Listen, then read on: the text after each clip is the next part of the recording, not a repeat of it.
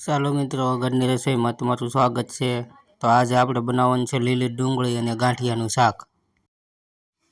તો આપણે આ રીતની ડુંગળી પહેલાં સાફ કરી લેવાની છે, ફોલી લેવાની છે। ઉપરના જે ખરાબ પાંદડા હોય એ કાઢી લેવાના છે બધા ડુંગળીમાંથી।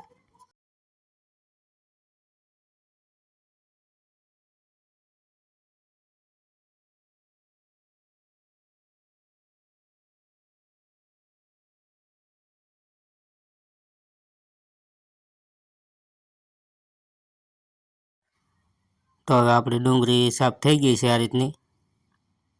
રીતની બધી સાફ કરી નાખવાની અને પછી વચ્ચેથી કાપી લેવાની છે આ રીતની।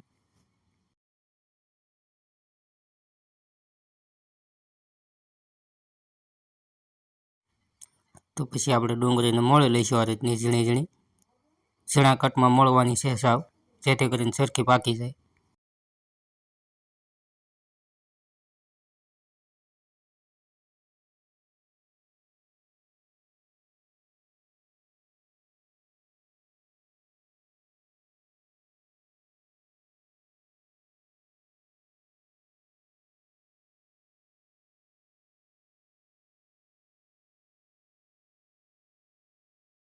જો ભાઈ, ડુંગળીનું શાક ખાવું હોય ને તો આહુડા તો પાડવા જ પડે, કારણ કે ડુંગળી મોળવી હોય ને આપણે તો એ ઉડે એટલે આહુડા આવી જાય। જો આ રીતની આપણે ડુંગળી મોળીએ ને એટલે વધારે પડતી ઉડે, અને પાંદડા છે એ આંખમાં બળે વધારે પડતા થોડાક। જે સૂકી ડુંગળી હોય એની કરતાં લીલી ડુંગળી વધારે ઉડે એટલે આંખમાં આહુડા આવી જાય।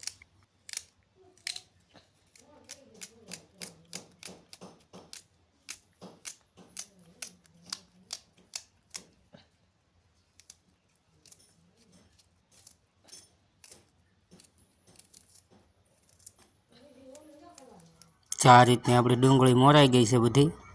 આ રીતે મોળી લેવાની છે ઝીણા ભાગમાં। પછી એક તપેલામાં તેલ ગરમ કરીને એમાં ડુંગળી નાખી દેવાની છે આપણે આ રીતની। બધી ડુંગળી નાખીને એમાં સ્વાદ પ્રમાણે મીઠું નાખવાનું છે આપણે। જ્યારે ડુંગળી નાખો ત્યારે જ મીઠું નાખી દેવાનું, પછી મિક્સ કરી લેવાનું।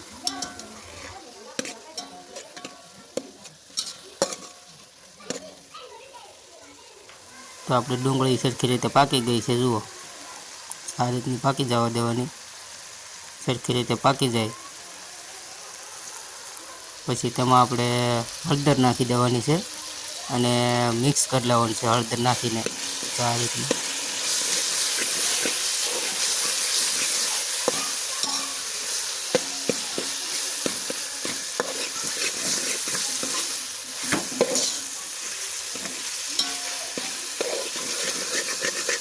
હળદર સરખી રીતે મિક્સ થઈ જાય પછી આપણે લાલ મરચું પાવડર નાખી દેવાનો છે એમાં।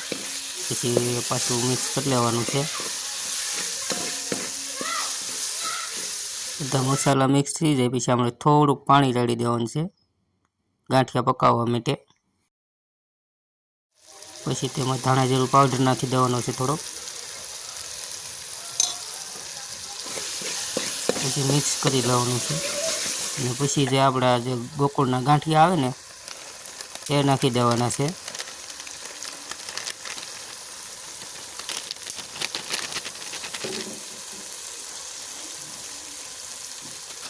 તો ગાંઠિયા નાખીને આ રીતે મિક્સ કરી લેવાનું, આ રીતનું શાક બની જાય। પછી એમાં થોડોક મેગી મસાલો નાખી દેવાનો છે આપણે, જેથી કરીને સ્વાદ સરસ આવે।